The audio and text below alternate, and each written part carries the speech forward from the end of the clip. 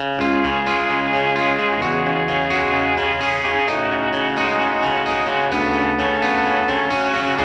we're here on RealAgriculture.com with Matt Stanford from the Canola Council. Matt, so we've now been out in the field. We've made sure the field's ready to for seeding and ready for canola. What's another thing we need to do before we go out to the field? Well, when we're looking at our seed bag, I guess specifically, one thing we're going to want to do that a lot of farmers don't think to do is to save a seed sample and save a blue seed tag from every different lot number that you get. And so when you're looking at the blue seed tag here, here's your lot number, and I guess the idea behind that would be is first of all to I guess mainly if you're going to end up with any issues, potentially with establishment issues or anything like that, if you save yourself the blue seed tag from every different lot number and a sample of that lot number of actual seed, that way we have a reference point to go back when we're trying to do investigations and why the field maybe didn't establish properly.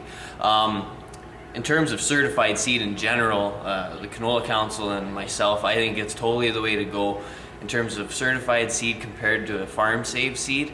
The genetic purity's there, you can get access to the best seed treatments, and I've just seen quite a few different cases where people farm-saved seed and it turned into a giant wreck, and then you've got no recourse at all in terms of trying to, maybe get a little bit of seed to reseed the crop if there is a failure or anything like that. So I guess the herbicide tolerance could potentially break down on farm-saved seed as well. So, certified seed is by far the best bet and the safest bet. And at the end of the day, 99% of the time, I'm sure, is going to out yield the farm-saved seed by far.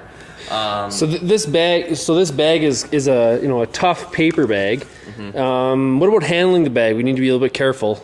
Yeah, for sure. Like canola seed, I guess, is a lot like potentially a pea seed in terms of that it's quite easy seed to damage. If you've got peas that you're augering up into your air drill, you will see more splits at the other end of the auger as compared to when you're dumping it out of your truck, and canola is no exception.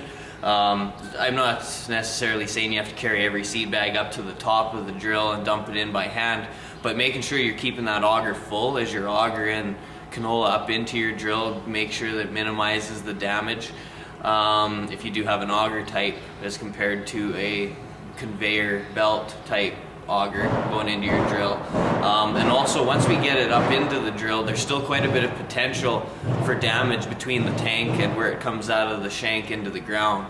And so making sure we've got our wind speed set properly on our drill. If we've switched from wheat or barley into canola, we want to make sure that we set our wind speeds down, minimize the amount of bouncing within the machine as it gets to where it comes out of the shank into the ground. There has been quite a bit of, we did some trials with PAMI in Humboldt, Saskatchewan that showed that if the wind speeds are too high, you will end up with cracks. What we did was we took some seed bed, or some, I guess tube sock technology is what we called it. We took the hoses off the very end shanks on the drill, taped these tube socks on, and drove a few hundred yards down the field, collected those samples from the very end runs of the drill, and then went and analyzed them, compared them to what came out of the seed bag. And in some cases where we had the wind speed too high, we were seeing up to 20% germination decrease just from just from the damage we caused dumping out of the bag to when it came out of the chute into the ground. So making sure our wind speed's low enough, just low enough that we don't plug, I guess. You don't want to plug up. One thing that farmers I've seen is as soon as they plug up their drill, their first instinct is to crank up the wind speed some. But maybe with canola, the proper way to do it is if you do plug up, maybe you should slow down half a mile an hour, which will just reduce the amount of material that's coming out per second.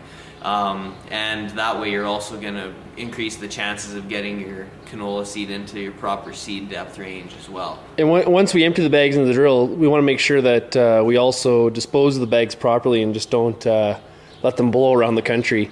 Yeah, you bet. No, definitely keeping your garbage at home definitely is very important.